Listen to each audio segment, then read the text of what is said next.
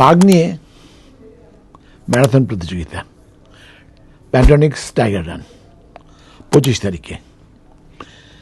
বাঘকে আমরা বলি সুন্দরবনের পশুদের রক্ষক। বাঘ যদি বাঁচে, বাঘ যদি থাকে, তাহলে সুন্দরবনের পশুরাও নিরাপদ থাকবে, অন্তত বিশেষজ্ঞরা তাই বলেন। সেক্ষেত্রে সুন্দরবন আমাদের একটা গর্ব, বাংলাদেশের গর্ব। সুন্দরবনকে ভালো রাখার জন্য বাঘকে ভালো রাখতে হবে। বাঘ নিয়ে আমাদের আরও চিন্তা ভাবনা করতে হবে, কারণ বাঘের সংখ্যা প্রতিদিনই নাকি কমে যাচ্ছে।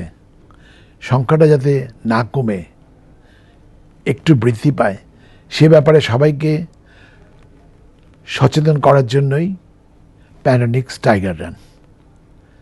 এই সচেতন করার জন্য আমাদের সাথে আপনিও আসবেন, এটাই আমাদের প্রত্যাশা।